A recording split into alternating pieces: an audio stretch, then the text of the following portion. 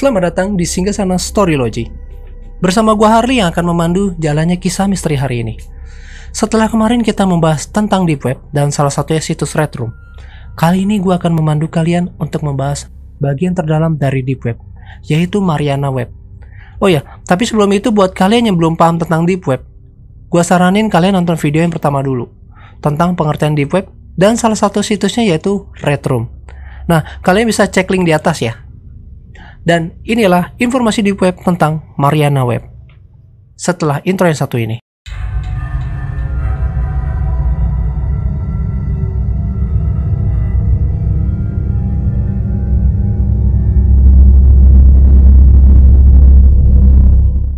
Mariana Web adalah tempat yang sering disebut sebagai tempat yang paling terdalam di Deep Web. Dan asal-usul Mariana Web ini sebenarnya menyesuaikan dengan nama Mariana Trench yang merupakan bagian terdalam dari lautan. Nah, jadi kata Mariana Web ini berasal dari Palung Mariana yang merupakan palung terdalam di dalam kerak bumi. Palung ini terletak di dasar barat laut Samudra Pasifik, sebelah timur Kepulauan Mariana.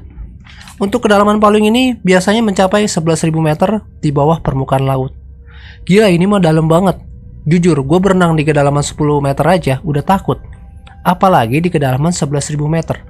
Pastinya bakalan mati gue di sana. Nah, jadi Mariana Web ini kedalamannya kalau diibaratkan sama kayak Palung Mariana. Dan itulah asal-usul nama dari Mariana Web. Sebelumnya gue minta maaf kalau harus panjang tentang asal-usul dari Mariana Web ini.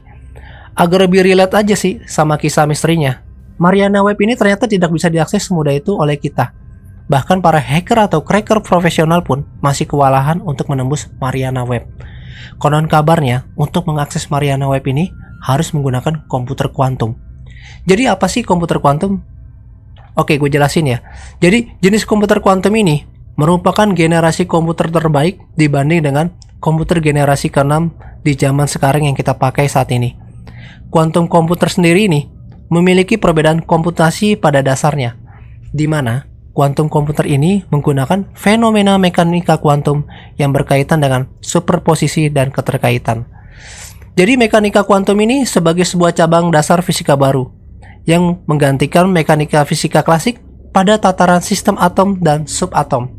Gimana? Udah pada bingung belum tentang komputer kuantum ini? Oke, biar kalian gak gila dan bingung dengarnya tentang komputer kuantum ini, gua akan jelaskan simpelnya. Jadi, komputer sekarang yang kita gunakan ini menggunakan sistem bit, di mana setiap bit ini mewakili 1 atau 0. Dan setiap bit ini akan dikonversi melalui gerbang logika yang mengubah setiap bitnya menjadi bit lain. Dan di komputer zaman sekarang, terdapat banyak sekali gerbang logika pada chipnya untuk mentransformasikan data yang ada. Sedangkan kuantum komputer ini menggunakan sistem qubit, di mana sistem setiap qubitnya dapat mewakili 1 dan 0. Oke, ini berbeda ya dari bitnya. Sekarang gue jelasin lagi secara detail tentang perbedaan bit di komputer biasa dan kuantum komputer.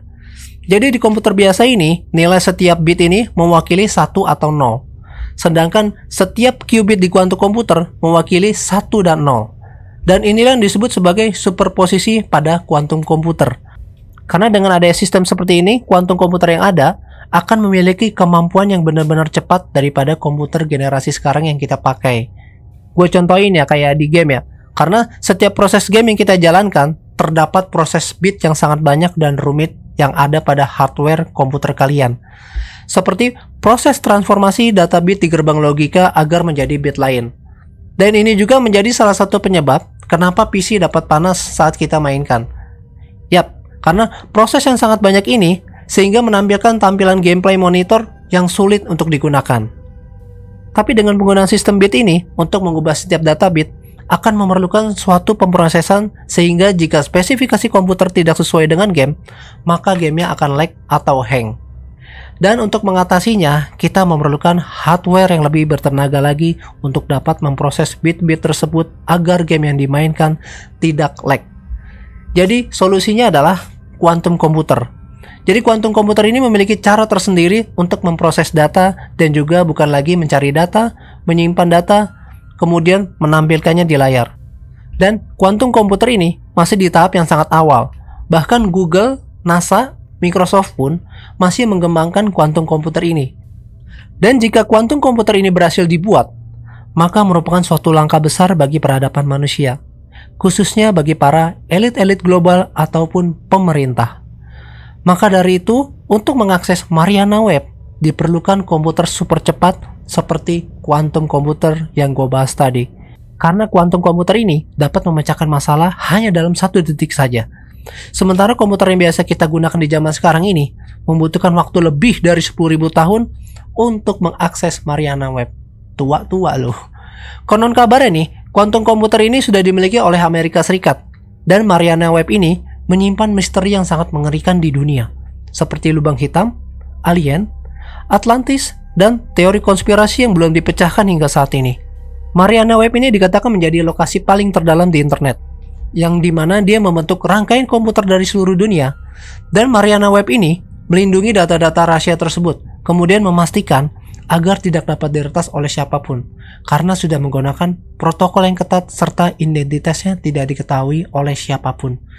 Banyak juga yang berspekulasi bahwa di dalam Mariana Web ini menyimpan banyak rahasia besar tentang organisasi Illuminati serta perdagangan gelap tubuh manusia. Atau mungkin buku panduan manual membuat nuklir sendiri. Karena gue yakin kalau Mariana Web ini dapat diakses dengan mudah, maka bisa menciptakan keributan internasional antar negara. Bahkan situasi terburuknya bisa menyebabkan perang dunia yang berkelanjutan. Entah sampai kapan selesainya perang dunia ini, jika Mariana Web ini mudah diakses.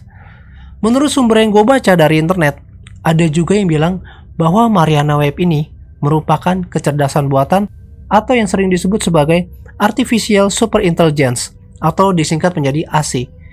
Jadi Mariana Web ini dapat menyamai bahkan melebihi kecerdasan yang dimiliki oleh manusia. Ibarat kata almarhum Albert Einstein ini gak ada apa-apanya kepintarannya dibanding Mariana Web ini. Dan ada juga program penyusupan yang dilakukan oleh Badan Keamanan Nasional Amerika Serikat NSA melalui Mariana Web dengan nama palsu yaitu Quantum.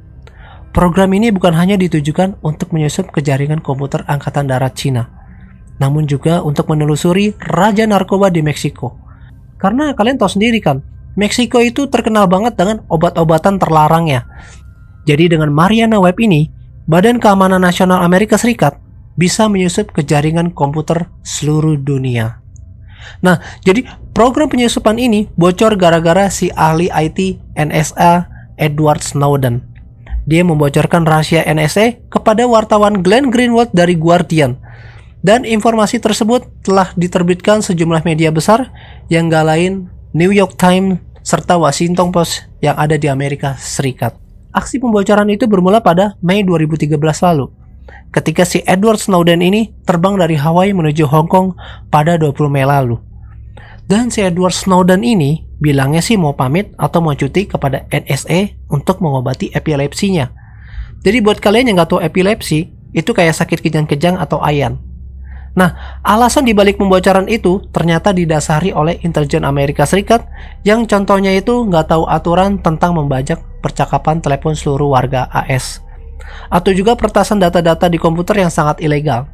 Makanya itu, si Edward Snowden pengen masyarakat Amerika Serikat dan dunia punya hak privasi untuk kehidupan mereka.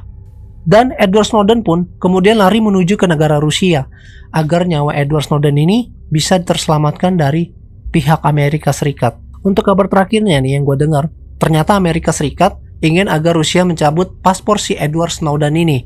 Tapi yang bikin anehnya lagi, Rusia nggak mau mencabut paspor dan mendeportasinya ke Amerika Serikat.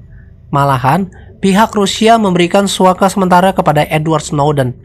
Kalau menurut gue sih, Rusia juga ingin tahu tentang sistem komputasi yang digunakan oleh Amerika Serikat. Atau barangkali pihak Rusia ingin mengetahui lebih dalam tentang Mariana Web yang telah dipelajari oleh Amerika Serikat. Oke, segitu dulu bahasan tentang Mariana Web. Jangan ditiru ya tentang program ini, karena emang sedikit juga referensinya. Jadi mohon maaf kalau nggak bisa panjang durasi videonya ya. Kalau kalian suka video ini, kalian bisa like video ini. Dan kalau kalian nggak suka, tinggal dislike video ini. So, sampai jumpa di bahasan misteri selanjutnya. Salam satu misteri.